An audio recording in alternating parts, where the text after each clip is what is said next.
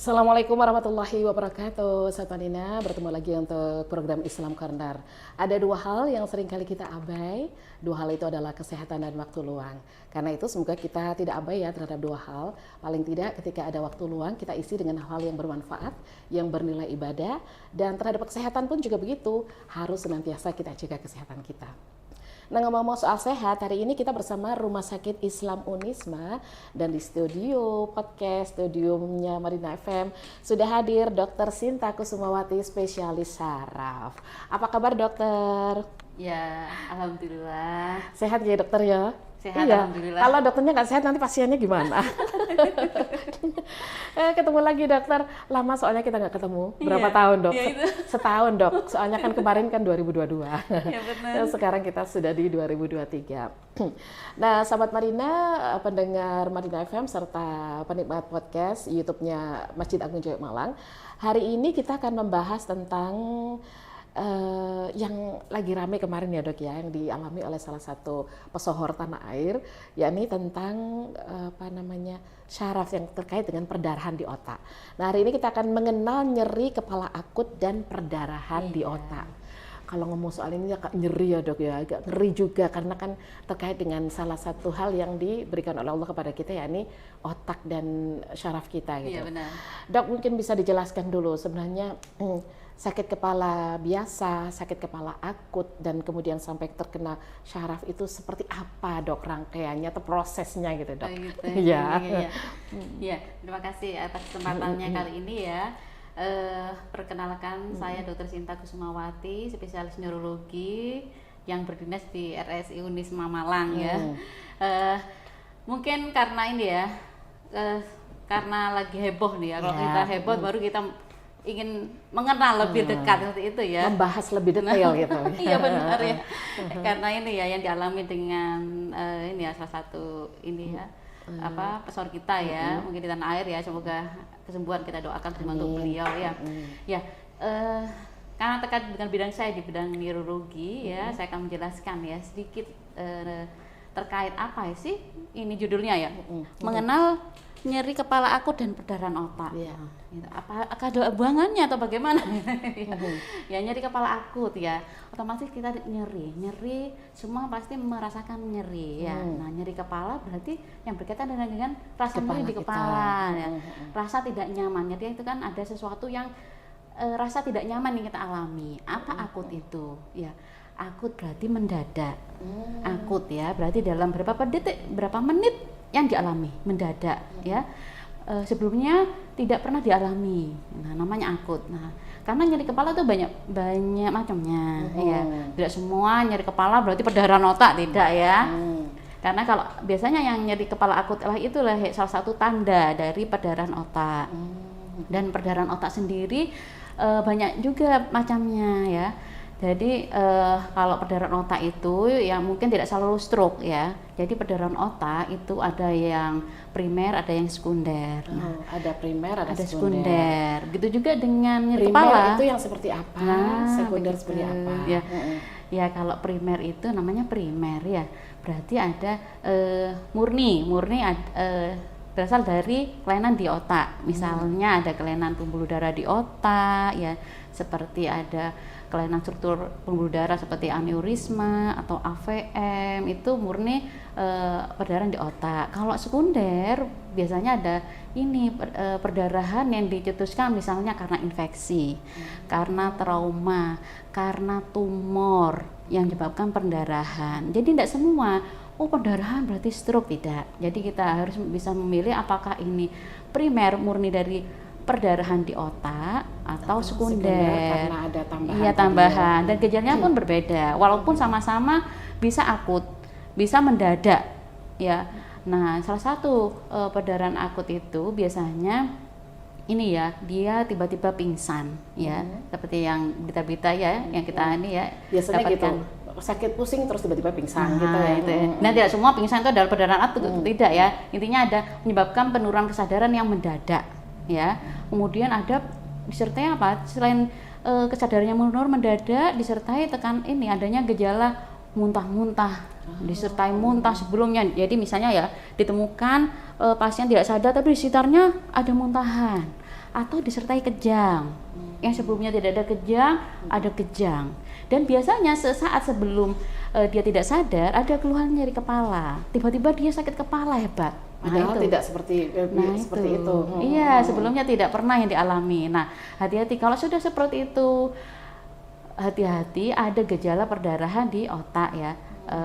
Nah, tapi nantinya untuk memastikan kembali, memang kita membutuhkan selain kita melakukan pemeriksaan fisik ya, kita membutuhkan penunjang ya. Untuk pastinya biasanya kita melakukan imaging, baik itu MRI atau CT scan kepala. Nah, untuk jadi memastikan benar ada pendarahan otak seperti itu. Jadi memang dan pendarahan primer itu yang disebut dengan stroke perdarahan. Nah, itu seringkali disebut stroke pendarahan ya.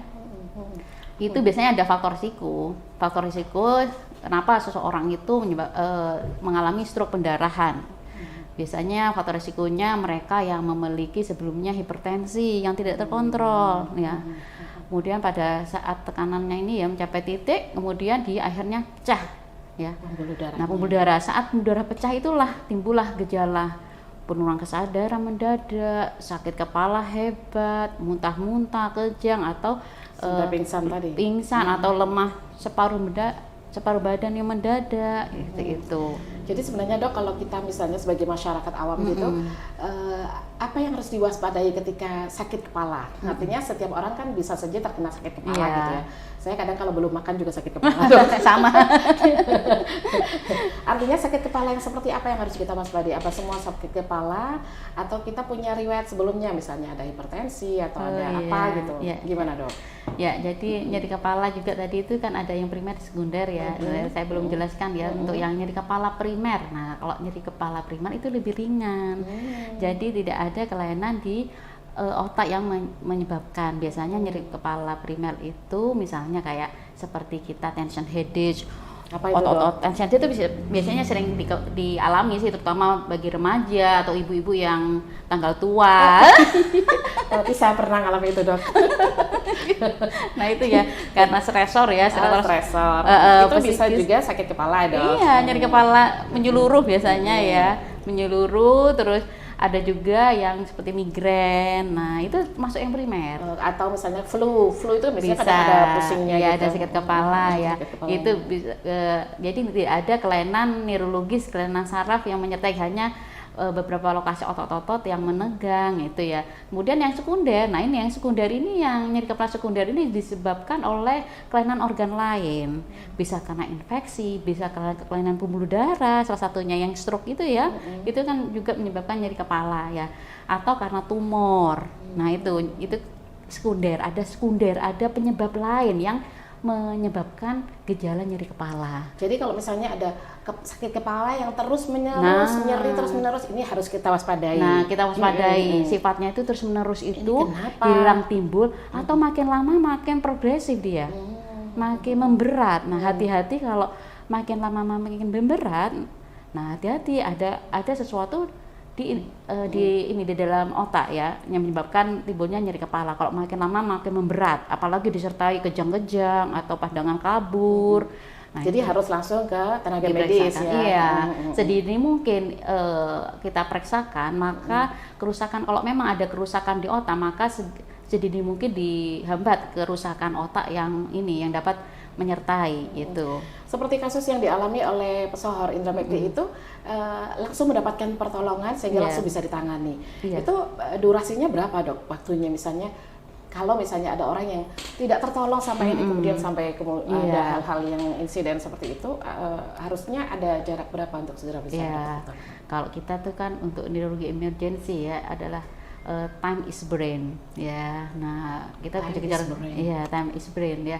Jadi bagaimana kita memanajemen waktu-waktu, gold standard itu adalah pada stroke gitu ya, 3,5 sampai 4 jam.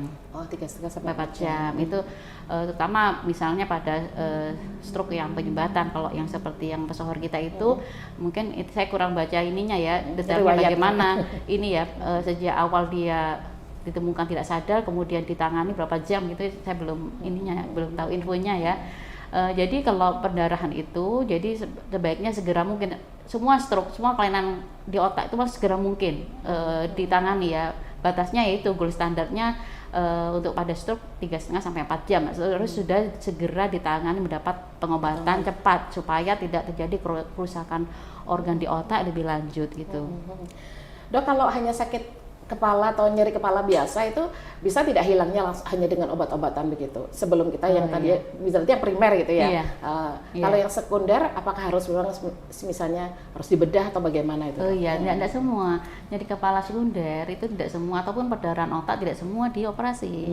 Kita tergantung bagaimana dilihat lokasi perdarahannya ya, jumlahnya, kemudian kondisi pasien itu kita memperhatikan ya. Dan nyeri kepala sekunder itu ya tidak semua jatuhnya harus dioperasi, tidak. Kita harus tahu faktor risiko yang terjadi, penyebabnya, etiologinya kalau dalam medis ya. Penyebabnya apa? Penyebab sekundernya apa dari nyeri kepala itu? Maka kita atasi penyebab sekundernya itu supaya tidak hanya kita mengatasi perdarahannya tapi penyebabnya tidak kita atasi. Oke. Sobat Madinah boleh ya bergabung menanyakan yang terkait dengan ini nyeri kepala di otak atau hal yang berkaitan dengan pendarahan di otak di kalau nomor WA di 0853 3800 1190. Tapi kalau ingin di live chatnya YouTube boleh juga langsung. Dok sudah punya linknya ya dok ya? Belum ya? Iya dok, jadi kalau misalnya kita ngomong soal pertolongan pertama pada orang yang tiba-tiba pingsan, itu apa yang harus dilakukan? Saya pernah membaca, apakah benar? Katanya kalau ada orang yang pingsan, terus kita harus dikasih titik untuk bisa supaya keluar darahnya sedikit. Di jarum. Di jarum. Itu benar nggak dok ya? Saya pernah baca itu. Jangan-jangan itu salah. Ya kalau kita menemukan seseorang tidak sadar dimanapun ya itu, maka yang harus kita lakukan adalah pastikan dia itu pingsannya tertidur atau dia benar-benar tidak sadar. Nah, kita panggil dulu ya.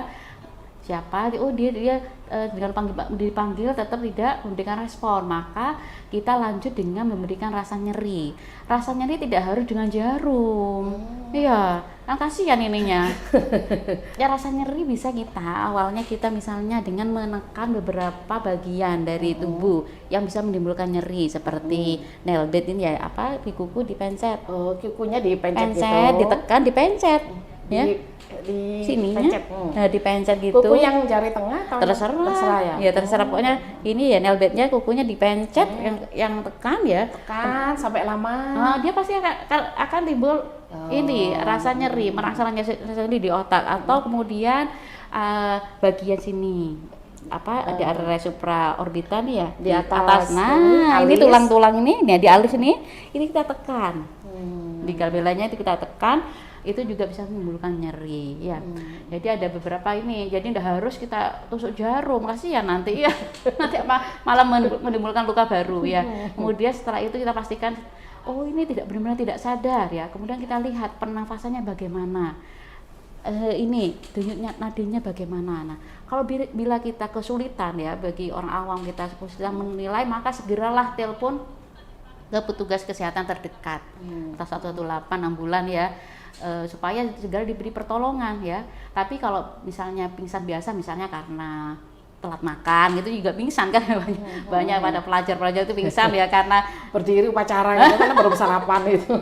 Ya nggak harus ini ya. Setelah kita berikan rangsangan atau bau-bauan dia akan terjaga, yaitu berarti bukan karena kelainan di intrakranial ya. Jadi kalau misalnya tadi yang ada tiba-tiba pingsan itu kemudian kita pencet masih belum merespon, berarti harus segera kita menghubungi petugas medis dengan pertolongan terdekat ya. Jadi nggak harus langsung kemudian dikasih iya resiko ya. Oke. Baik, terima kasih untuk yang sudah bergabung. Ini salam saja, ada yang tanya, ada yang salam aja. Pak Sugianto di Jalan mana Kertanegara, mana sini?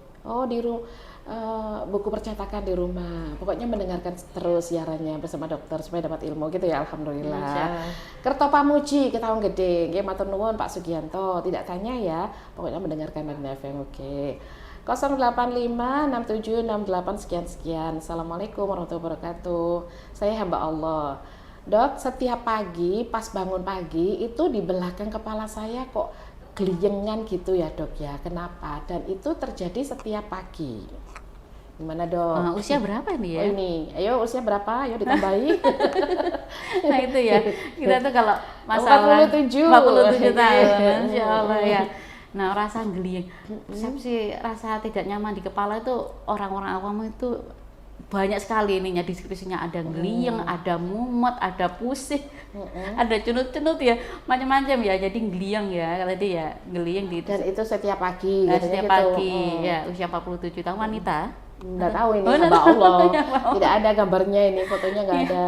Ya banyak ininya, masih datanya masih sedikit ya. Yang perlu kita eksplor lagi ya. Bagaimana geliyengnya itu? Sejak kapan? Kalau terus hampir tiap hari, terutama sore, tetap pagi bangun tidur. Bangun tidur ya. Dengan harus ke dokter ini biar dicek gitu iya. ya. Jadi banyak faktor ya, selama itu tidak ada misalnya pandangan kabut, tidak ada kesemutan, atau tidak ada rasa kebas separuh badan, ya banyak faktor ya. Bisa saja itu juga termasuk nyeri kepala primer, tapi tetap untuk dengan usia 47 tahun ya waspada. Itu ya waspada juga ya, apalagi dengan faktor risiko seperti hipertensi, diabetes atau penyakit jantung dan lainnya. Memang hipertensi itu harus usia yang memang sudah di atas 40 gitu? Tidak. Misalnya mudah gitu bisa saja kalau ya? Primer dia ya, kalau primer memang bawaan dia ada kelainan ini gangguan ginjal apapun, bisa hipertensi primer sejak dini sekunder ya, sejak dini dialami oleh muda-mudi. Jadi perlu untuk bapak tadi atau ibu ya segera untuk memeriksakan kalau memang dengan obat-obatan yang ada masih belum berkurang atau bahkan keluhannya makin memberat, segerakan untuk periksa supaya kita bisa mengidentifikasi penyebab pastinya, karena banyak faktor di belakang itu, bisa kelainan di leher, gangguan persendian bisa, atau kelainan ketegangan di otot-otot sekitar leher bisa menyebabkan nyeri kepala. Iya, jadi kalau misalnya saya tanya terkait dengan sakit kepalanya yang di belakang tadi yang dirasakan oleh ibu ini, ibu atau bapak ini ya, karena bilangnya hamba Allah soalnya. Nah itu tidak selalu harus hipertensi, jadi harus mendapatkan penjelasan dulu, dieksplorasi sama dokternya kenapa, sejak kapan gitu. Jadi tidak bisa, berarti Anda harus segera ke Rumah Sakit Islam Unisma gitu. Iya, jadi biar tahu, maksudnya itu jangan dibiarkan saja gitu ya, kemungkinan menjadi bahaya juga ya dok ya. Kalau itu dibiarkan, kenapa dok akibatnya dok?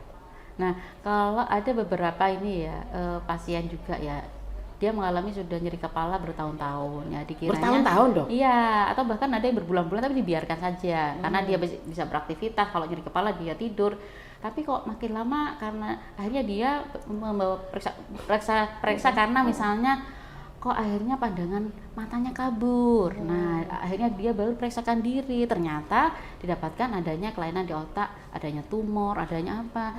Nah, itu seringkali orang-orang tuh tidak aware dengan nyeri kepalanya. Oh, dianggap biasa nyeri kepala biasa. Gitu nanti ya. kan sembuh sendiri gitu. Ya. Tapi beda biasanya. Kalau nyeri kepala sekunder dia makin hari dia makin sering. Dan makin intensitasnya tingkat ininya makin berat biasanya.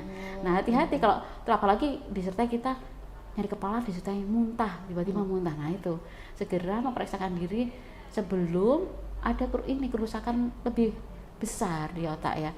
Jadi kadang-kadang disepelekan ya, tapi ada juga sih beberapa orang yang dengan psikosomatis ya, dia ketakutan, aduh saya ini jangan-jangan nggak ada tumor otak di kepala, karena saya sering kepala gini-gini, tapi ternyata tidak apa-apa ya, hanya psikisnya saja yang ini. Jadi khawatir sendiri gitu. Kekhawatiran yang berlebihan itu juga nggak baik juga ya. Jadi memang kalau memang dengan kita nyeri kepala, terus kita istirahat, dengan kita sudah memperbaiki pola hidup kita, terus kita sudah meminum obat-obatan yang ini ya, yang simptomatik tapi tetap, maka segeralah periksakan diri. Oke, gitu. Berarti kalau nyeri kepala yang primer bukan yang sekunder, itu karena penyebabnya apa dok? Iya, nah itu tadi itu ya yang misalnya kalau saya bilang tadi misalnya belum makan gitu, atau ada faktor yang lain misalnya kelelahan, kecapean, bisa. Atau apa? Faktor misalnya salah satunya kalau tension headache itu kan terutama karena kelelahan, karena psikis, stresor ya, stresor pikiran ya.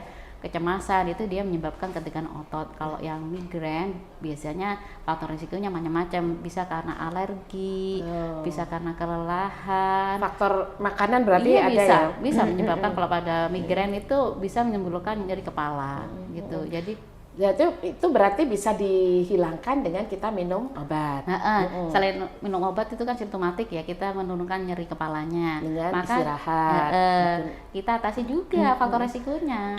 Oh, faktor Kita resikonya. kenali, lah itu. Faktor resikonya ini dok apa? Nah, faktor risikonya untuk nyeri kepala primer, maka misalnya pada tension headache, maka kita dengan relaksasi, kita luangkan waktu, misalnya Untuk istirahatnya. Ya untuk relax. Tidak terlalu stres. Tidak stres. Kan sudah tidak ini ya. Kalau COVID kan dulu kemarin Stres banyak ya. ya. Banyak sakit kepala itu primer itu. Ya itu ya. Itu udah untuk migrain, maka kita atasi. Kita perhatikan kira-kira ada tidak faktor alergen, faktor makanan yang memicu timbulnya nyeri kepala. Kita harus perhatikan dari pola makan kita, kemudian istirahat kita. Nah, itu kadang-kala seringkali pasien itu hanya saya membutuhkan obat untuk mengurangi nyeri kepala, tapi tidak mampu mengatasi lifestyle-nya, pola hidupnya, gaya hidupnya. Tetap itu, dengan misalnya mengurangi makanan yang serat-serat gitu ya dok iya. ya. Itu bisa juga menjadi pemicu ya dok ya. Ya dengan kita pola hidup sehat ya, dengan baik itu makanan ya, dengan Pak sudah tahu ya, banyak kan info-info bagaimana makanan yang baik, makanan yang tidak baik ya. Kemudian kita olahraga secara rutin, kemudian kita manajemen berapa waktu istirahat kita, itu kan akhirnya dengan itu, maka dengan manajemen pola hidup yang baik pastinya untuk nyeri kepala primer itu akan bisa teratasi. Itu dok yang kadang saya males. Karena dengan begini kan sambil ada pencerahan ya dok ya. Abamun yang ada dikasihin matur nuwun, ini pertanyaannya. Assalamualaikum dokter, mau tanya, kadang-kadang kepala saya itu sakit tapi yang di sebelah kiri, tapi cuma sebentar sakit, sebentar sembuh gitu ya Mbak Mun. Ini pertanyaan apa? Deskripsinya kurang jelasannya itu saja. Mohon dijelaskan dok. Iya. Usia berapa tadi Abah Mun? Abah Mun ini usia berapa Mbak? Ya sekitar 60-an mungkin ya Mbak Mun ini ya. Gitu ya. Nah, ini ya usia 60, kadang nggak yang sebelah ini ya, satu kiri sebelah kiri ya, yang sering. satu lokasi saja ya, kadang hilang timbul ya. Hilang timbul. Nah, itu ini juga tadi ya, itu pertanyaan serupa ya dengan pertanyaan sebelumnya ya, yang kurang kepala itu ya. ya kurang deskriptif ya. Tapi tadi itu yang beliut ya, tadi ini yang hanya sebelah kiri aja yang ya. Nah, itu bagaimana harusnya kita tanyakan juga ya, tadi faktor resiko lain ya, tadi hipertensi, diabetes sama gangguan lain ada tidak, kemudian ada tidak nyeri riwayat trauma kepala, ada tidak pada abahnya, karena banyak faktor. Nyeri kepala itu banyak faktor, bisa yang sebelumnya ada riwayat trauma kepala, kemudian berikutnya komplikasi timbul nyeri kepala kronis bisa ya. Apakah apa yang dirasakan selain nyeri kepala di sebelah kiri saja, yang dirasakan apa ada mual atau nyeri kepala disertai telinganya berdenging atau bagaimana, atau nyeri kepala disertai mumet, berputar, vertigo, itu harus kita explore juga, karena nyeri kepala banyak sekali ininya, diagnosanya banyak sekali. Jadi dokter harus bisa mendapatkan informasi secara detail itu ya dok ya. Oke. Aduh, ini WA-nya kenapa sih ini? Oke, berikutnya sebentar. Ini mana yang dikecilkan ini? Saya nggak tahu. Oh gitu ya. Oke. Baik, berikutnya ada pertanyaan Mbak Afifah di Sekar Putih. Dokter mau tanya ini, suami saya umur 53 tahun. Beberapa minggu yang lalu mengeluh, berarti sakit kepala gitu ya. Mengeluh, yang satunya nggak pakai H, berarti mengeluh gitu ya dok. Bahasanya unik ini. Nah, sekarang tangan kirinya itu tiba-tiba tidak punya kekuatan. Sudah ditensi, hipertensi, tensi, gula, asam urat, itu normal dok. Itu kenapa ya dok? Tangan kiri itu yang tidak punya kekuatan dan hanya kadang-kadang saja. Oh, kadang-kadang saja ya. Tadi usia berapa ya? 53. Nah, 53 tahun ya. Nah, itu nyeri kepala, kemudian disertai yang tangan kirinya hilang timbul atau terus-terusan ya? Hilang timbul ini kadang-kadang. Ada tidak kesemutannya? Ada. Iya gitu. Karena pokoknya tidak ada kekuatan lah. Tidak ada kekuatan ya. Nah jadi hanya tangan saja separuh ya. Nah ini sedikit juga bagaimana hilang timbulnya itu, apakah hilangnya itu benar-benar kembali normal atau masih ada sisa. Nah itu harus perlu kita tanyakan lagi. Kemudian apakah yang tangan sebelah kiri tadi itu selain ada kelemahan ototnya itu, apakah ada rasa kesemutan, kemudian nyeri kepalanya itu bagaimana? Apa selain nyeri kepala itu ada kira-kira tadi itu ya disertai penyerta misalnya ada riwayat pingsan atau ada riwayat kejang ataukah ada riwayat pandangan kabur. Ini kalau data hanya nyeri kepala dan hilang timbul tangan ini ya lemah. Ini katanya masih ada sisa. Masih ada sisa. Nah, tidak ada hipertensi, tidak ada diabetes ya. Usia 54 tahun. Nah, kita 53 tahun ya. Kita masih perlu ini beberapa pemeriksaan ya. Tidak hanya faktor risiko tuh hipertensi dan diabetes saja. Apakah ada kelainan elektrolit yang menyebabkan kelemahan apa itu, Dok? Seperti apa kalium, hipokalemi ya. Nah, hipokalemi kalium yang rendah itu bisa menyebabkan kelemahan ekstremitas ya. Tapi jarang sih kalau disertai nyeri kepala ya. Kalau ada nyeri kepala yang dominan kemudian disertai kelemahan pada ekstremitas ya, kemudian hilang timbul atau nyeri kepalanya yang makin sering. Nah, ini hati-hati. Segera kita periksa ke dokter terdekat ya. Kemudian kita pentingnya lakukan pemeriksaan kenapa? Untuk memastikan ini ada kelainan di mana. Nah, itu. Kemudian segera untuk tahu penyebabnya apa. Nah, atau mungkin pemeriksaannya kemarin-kemarin. Nah, sekarang ini mungkin siapa tahu beda. Ini karena ada ini pandangan agak kabur, Dok. Nah ini itu ya. Nah, apalagi saya pandangan kabur ya.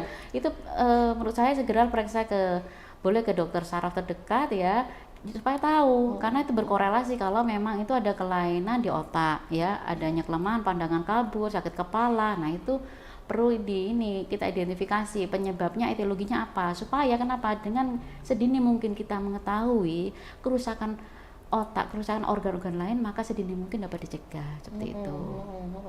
Iya, tadi kan kalau diinformasikan bahwa tensi, gula dan asam urat itu normal. Nanti pemeriksaan kapan gitu ya. Kan kita juga nggak tahu. Jadi kalau misalnya sudah mulai terlihat ada pandangan agak kabur, terus tangan juga masih sering kali kekuatannya kadang lemah, kadang tidak, ini berarti harus langsung dapat. Dok, kalau pemeriksaan kayak tensi, gula itu batasnya berapa, Dok? Misalnya tahun kemarin masih dijadikan patokan hari ini misalnya. Itu berapa? Misalnya ke setahun 2 kali atau 6 bulan sekali atau bagaimana gitu? Ya tergantung ini ya, tiap individu beda-beda. Oh, beda-beda. Kalau mereka dengan ada riwayat hipertensi di keluarga ataupun dia memang penderita hipertensi, maka rutin diperiksa ya. Kalau saya tuh menyuruh pasien tuh misalnya membuat catatan diare ya, diare hipertensi ya, diare tensi intinya ya. Jadi diary, gitu ya. Bukan diare cumanin ya. Diare yang ini ya. Kita diare tensi itu jadi bagaimana tensi kita perharinya, pagi, sore ya. Baik itu sebelum kita aktivitas, bangun tidur ya, kita tensi, kan kondisi basal ya, bagaimana tensi kita, ditulis. Kemudian sorenya setelah kita aktivitas bagaimana tensinya, maka kita biasanya kalau pasien saya lihat waktu per bulan itu bagaimana pola grafiknya, dia stabil tidak. Tapi bagi mereka yang tidak ada riwayat hipertensi, hanya check up ya bisa saja 3-6 bulan boleh saja kalau memang tidak ada resiko hipertensi di keluarga maupun sebelumnya gitu. Oke, baik. Pertanyaan lagi 08676811 sekian. Assalamualaikum warahmatullahi wabarakatuh. Saya Bu Wahyu di Malang. Dokter, apakah hipertensi itu bisa turunan? Dulu ibu saya itu kena hipertensi, meninggalnya pun jatuh dari kamar mandi. Nah, saya sekarang berusia 39 tahun. Apakah ada kemungkinan saya juga terkena? Iya, ya. Pertanyaan itu ini ya, nggak ditanyakan. Jadi kalau ada riwayat hipertensi, diabetes, biasanya ada faktor genetik yang dia bisa mencetuskan. Biasanya timbul usia setelah rata-rata tuh 35 tahun, maka timbul biasanya bagi mereka yang ada genetik vaskuler ya, itu hipertensi, diabetes, maka harus perhatian ya. Maka check up minimal 3-6 bulan sering kita check up ya, untuk mengetahui apakah kita menderita hipertensi. Nah, maka kalau supaya karena apalagi ada ini faktor genetik, biasanya resikonya lebih tinggi daripada mereka yang tanpa ada genetik keluarga gitu ya. Tapi juga walaupun demikian tidak tergantung dari lifestyle juga, pola hidup juga ya. Kalau Bu Wahyu lifestyle-nya bagus ya insya Allah enggak kan gitu ya. Iya, oke. Berikutnya, terima kasih Bu Nani di Gajah Yana. Assalamualaikum warahmatullahi wabarakatuh. Bu dokter, boleh bertanya nggih? Ya monggo, langsung kadung WA kok.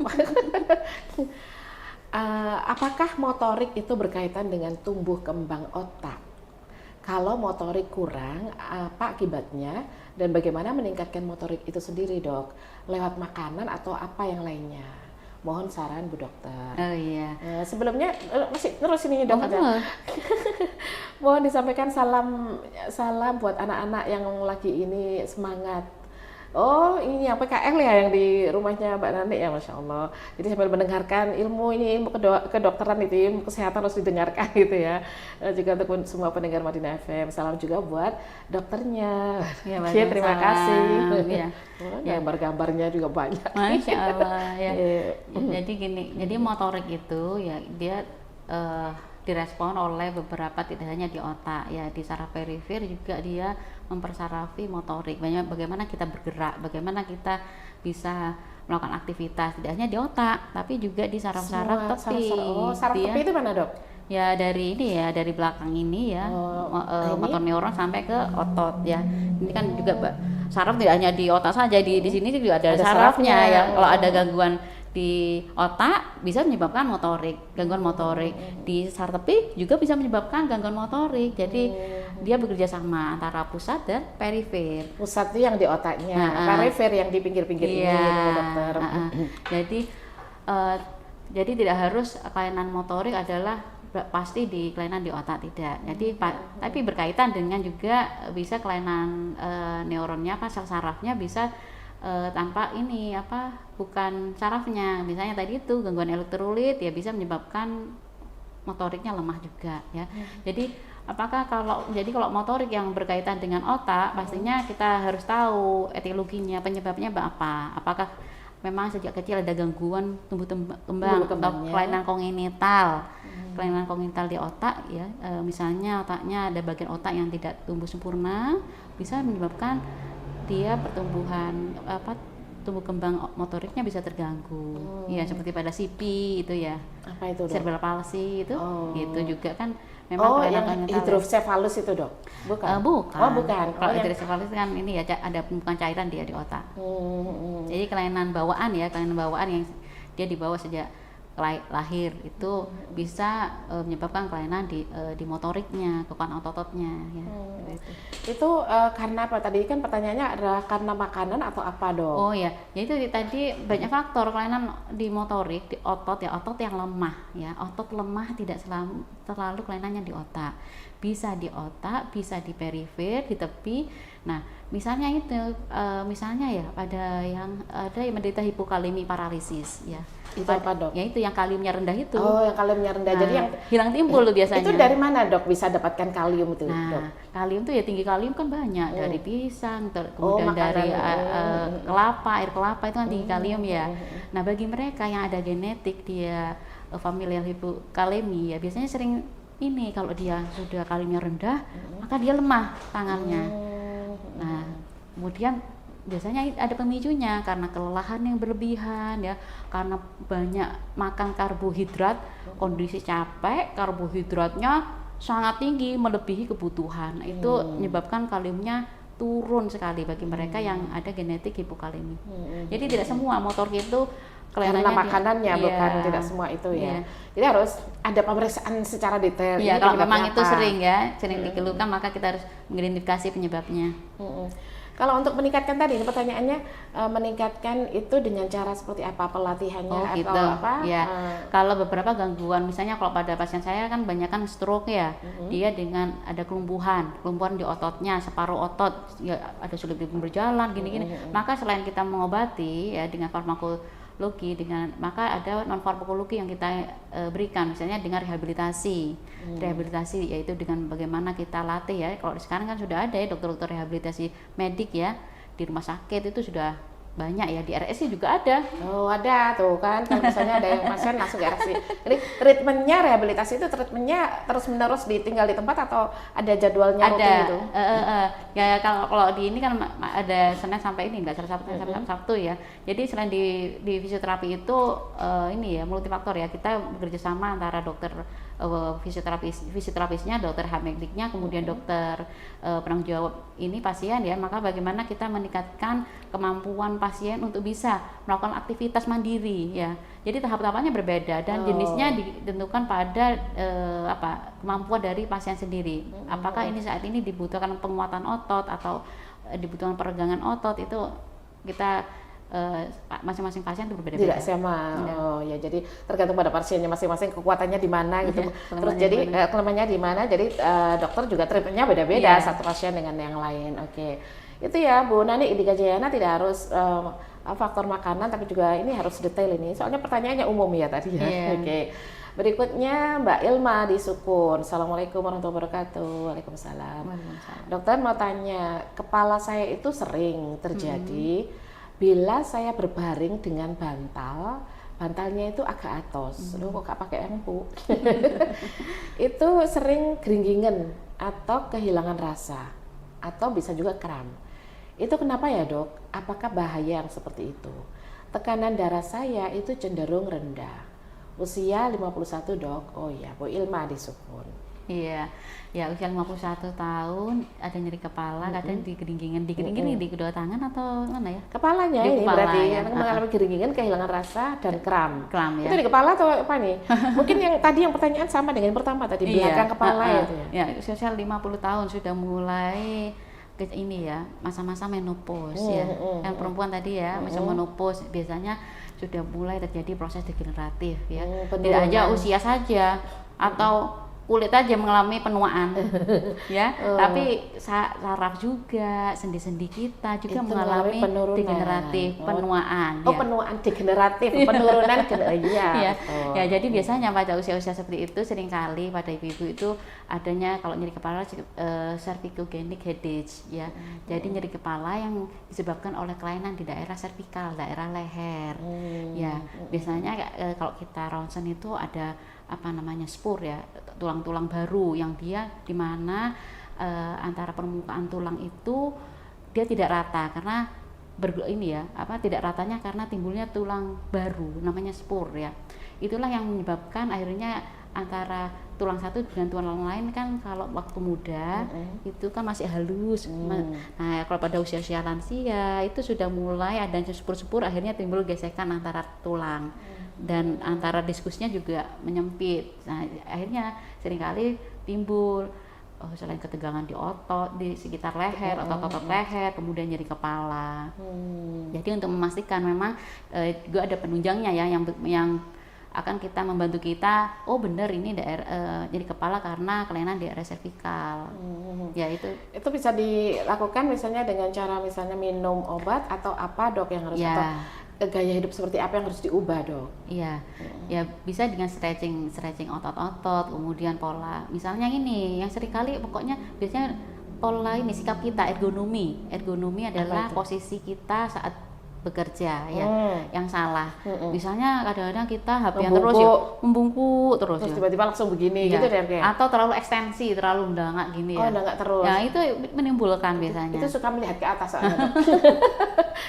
Nah, itu ya akhirnya yang ada posisi yang harus gini ya dok ya. Misalnya kita ada barang jatuh, itu kita langsung bungkuk, itu bisa langsung kan, jadi turun dulu ambil baru berdiri. Itu yang benar ya dok ya. Iya, jadi tidak mendadak ya. Gerakan mendadak tuh pastinya tubuh akan merespon ya, baik itu kram atau spasme ya. Jadi hendaknya perpindahan posisi juga diperhatikan ya, terutama bagi ibu-ibu yang lansia itu. Jadi kalau 51 kan sudah pralansia dok. Kalau 60 baru lansia dok. Ini pralansia, jadi harus tetap memperhatikan olahraga pun juga harus pilih-pilih ya dok ya. Iya, jangan semua. Iya, usia 50 tahun dengan misalnya dipilih olahraga seperti yang lari misalnya atau aerobik yang berat itu ya jangan ya. Jadi harus mana olahraga yang sesuai dengan pas usia. dengan kondisi kita, usia kita itu ya. Jadi karena olahraga yang karena semangatnya ya, akhirnya malah tambah menyebabkan beban di tulang makin berat ya itu. Ya. Oh ini informasi ya Mbak Maimunah di Polehan, kasus yang dialami oleh kakak saya Bu Umi itu motorik dan stroke motorik dan stroke berbeda atau bagaimana nih sampai kemudian kasusnya ini sampai meninggal dok? Oh innalillahi. Ya jadi kalau stroke itu menyebabkan kelemahan motorik. Motorik kan otot ya. Jadi salah satu gejala stroke adanya kelemahan otot atau kelemahan motorik separuh badan atau bisa juga kedua ekstremitas. Jadi kalau karena stroke itu yang seringkali komplikasinya adalah disabilitas motorik, kelumpuhan motorik. Nah itu ya. Jadi memang itu bagaimana tidak semua ya orang dengan stroke itu berakhir dengan kematian ya. Jadi memang tergantung dari faktor resiko yang ada, jenis stroke-nya, kerusakan otak yang terjadi itu juga mempengaruhi kesembuhan dari pasien. Jadi gitu. Stroke pun juga berjenis-jenis ya dok ya? Iya tadi itu ya. Misalnya stroke yang level yang rendah, misalnya nggak sampai gangguan motoriknya motoriknya. Iya, kalau yang rendah sekali namanya stroke lakuner ya. Rendah, misalnya hanya timbul vertigo saja atau hanya misalnya kebas saja sebagian, kemudian hanya hilang timbul gitu ya. Atau ada yang jelas-jelas separuh badan lumpuh tidak bisa bergerak, itu beda juga. Untuk memastikan yaitu kita selain pemeriksaan kita pastikan dengan imaging ya, karena ada stroke itu ada ringan, ada yang lakuner ya. Pada stroke penyumbatan itu ada yang lakuner, ada yang stroke yang emboli, yang besar penyumbatannya, ada yang stroke pendarahan karena pecahnya pembuluh darah gitu. Insyaallah. Ya berikutnya Bu Ulipa, assalamualaikum warahmatullahi wabarakatuh di Batu ya. Dokter memastikan saja dok, apa benar saraf kita itu ada di telapak kaki juga? Soalnya kalau pas capek kemudian dipijit di telapak kaki itu kok agak reda gitu dok sakitnya. Iya. Apa namanya itu namanya tuman pijat. Jadi kalau pijat di kaki juga ada motoriknya ya dok ya? Iya, kalau kita saraf motoriknya.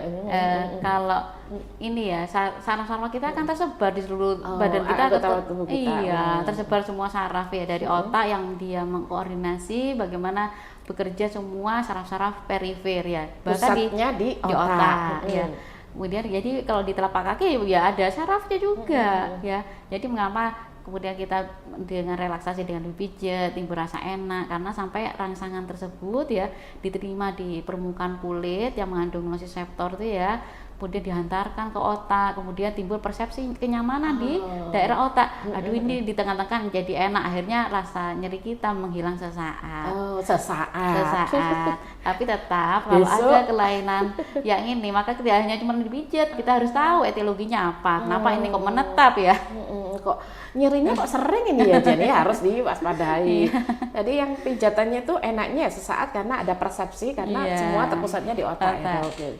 Besok ketika muncul lagi, besoknya muncul lagi ya ini wah waspada ini. Jadi nggak harus dengan pijitan terus ya. Jadi harus diperiksakan kenapa seperti ini. Mungkin ada sesuatu yang oh ternyata hipertensinya tinggi, oh ternyata kena ini gitu ya dok ya. Oke, jadi gitu ya Bu Ulipa ya.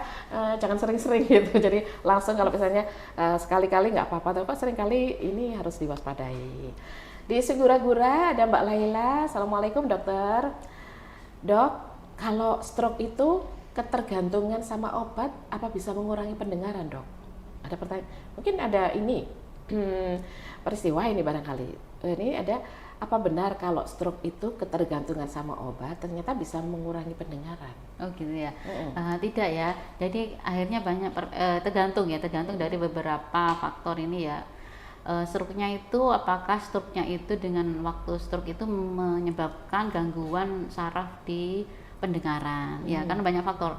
Stroke itu tergantung dari lokasinya, jenisnya. Kalau stroke itu dia menekan di daerah, merusak, mengganggu di daerah saraf yang mengatur pendengaran ya, biasanya di daerah ini ya, agak di brainstem itu ya, batang otaknya itu, maka bisa saja pendengarannya terganggu, bukan karena obatnya, karena stroke-nya gitu ya.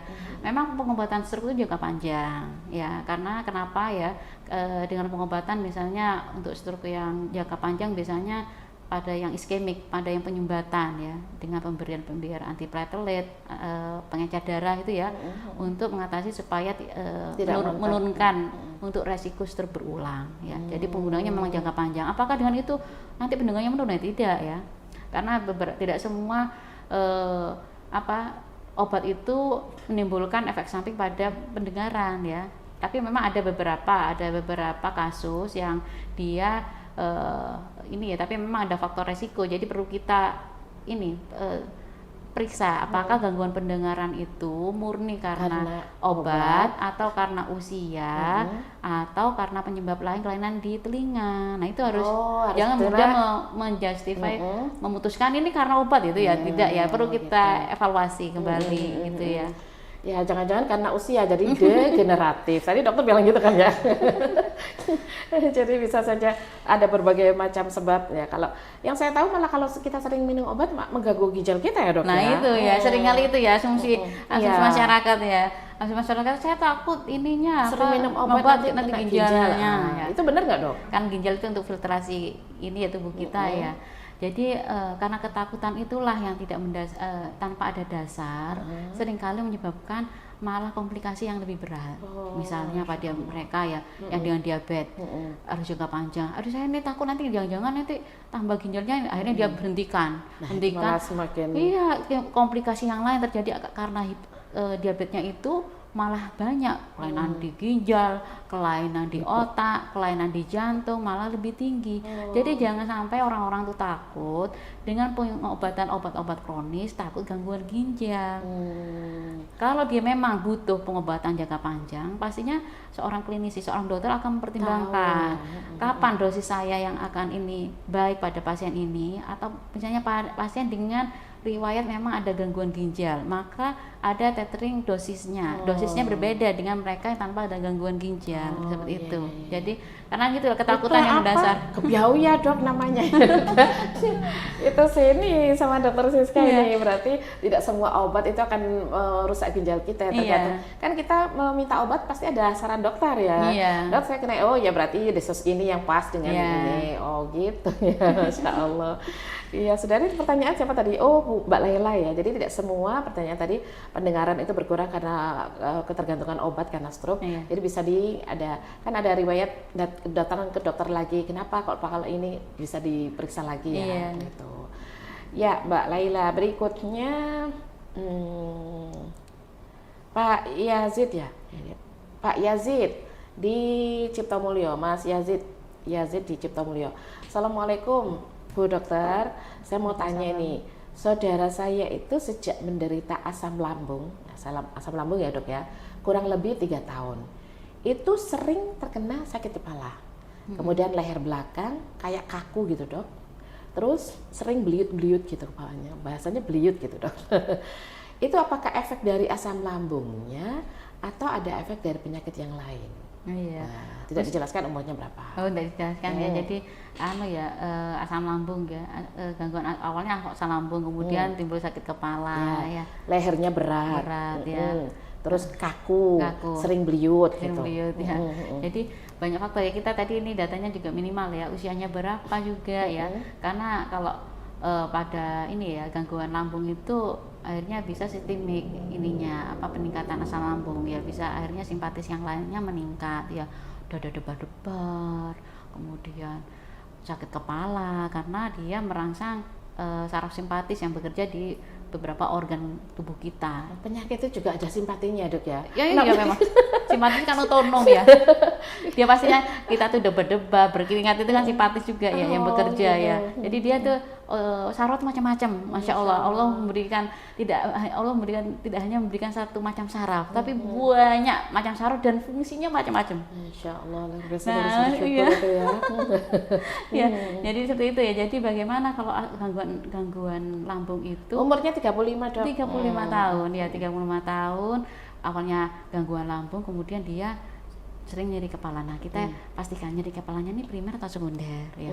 Kalau itu primer ya biasanya banyak juga di gangguan dispepsia. Gangguan dispepsia karena lambung seringkali menyebabkan tension headache ya, karena dia mencetuskan biasanya lebih sering ditimbulkan oleh psikis, stresor. Nah, akhirnya asam lambungnya meningkat, ketegangan ototnya, tension headache-nya juga meningkat, timbul ya, kekakuan di otot-otot beberapa area otot-otot di kepala juga menegang, akhirnya nyeri kepala. Nah, itu biasanya seringkali pada mereka yang tipe pemikir atau terlalu cemas ya, ya terlalu cemas yang artinya kita boleh ya, kita nggak mungkin kalau kita tanpa memikir ya. Mikir boleh, tapi boleh mikir. Ya pikir yang yang baik-baiknya saja. Positive thinking yang ya. Positive thinking saja. Jangan negative thinking ya. Nah itu bagaimana? Nah kalau seandainya tidak ada kelainan organik, maka bisa saja itu termasuk nyeri kepala primer ya. Yaitu dengan ya pola lifestyle kita, sikap kita, sama kalau memang terlalu sakit ya kita mengonsumsi obat-obat untuk reda nyeri ya. Kalau memang tetap ya segerakanlah kita untuk mengidentifikasi periksakan diri ke dokter ya. Betul itu, kalau saya itu. Jadi kalau mungkin pertanyaan dari pendengar ini kan hanya sebatas untuk pencerahan, baru kemudian kalau wah ini harus segera ke dokter. Nah, itu yang harus keputusan ada pada Anda gitu yang mengalaminya. Mau terus-menerus ingin sehat atau terus-menerus sakit kepala. Dokter, waktunya sudah sampai pada batas akhir, mungkin bisa dieksplor lagi, Dok. Jadi kalau dari materi kita mengenal nyeri kepala akut dan pendarahan otak, jadi sakit kepala itu ada yang akut mendadak tadi, kita jarang sakit kepala, tiba-tiba sakit kepalanya kok langsung mendadak dan kemudian sampai bisa nyawa pingsan. Nah, itu akan mempengaruhi ada di otak, pendarahan dan sebagainya gitu, Dok. Monggo, Dok. Ya untuk lagi. Ya, untuk closing para pemirsa Madinah FM ya.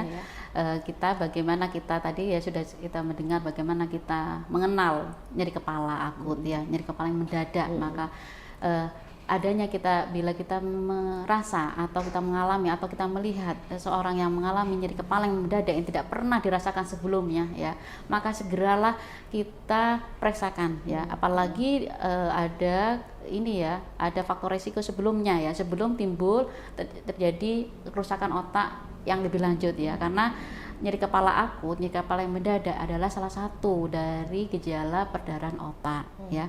Maka jangan menunda nyeri kepala yang menetap, bahkan nyeri kepala yang makin lama makin hebat. Maka segeralah kita memeriksakan dini untuk mengetahui etiologi penyebab nyeri kepalanya ya. Karena sedini mungkin kita mengobati ya penyebabnya, maka sedini mungkin dapat dihambat kerusakan otak lebih lanjut. Itu. Ya, karena otak adalah salah satu yang telah dikaruniakan Allah kepada kita dan itu akan mempengaruhi semua anggota tubuh kita ya. Dokter, terima kasih. Sama-sama. Masya Allah, luar biasa ya, kita Semoga sudah mendapatkan pencerahan yang begitu banyak dari dokter terkait dengan anggota tubuh kita di kepala kita, ini otak. Jangan sampai disepelekan begitu saja, Satunina, sakit kepala. Jadi apapun itu harus kita periksakan kepada ahlinya. Terima kasih Rumah Sakit Islam Unisba juga, Dr. Sinta juga, spesialis saraf ya, neurologi ya, sahabat Madinah. Kita tutup dengan doa kafaratul majelis, semoga ilmu tentang kesehatan kita bermanfaat. Subhanakallahumma wa bihamdika, asyhadu an la ilaha illa anta, astaghfiruka wa atubu ilaik. Saya Rosania bersama Dr. Sinta pamit. Wallahul muwaffiq ila aqwamit thoriq. Wassalamualaikum warahmatullahi wabarakatuh.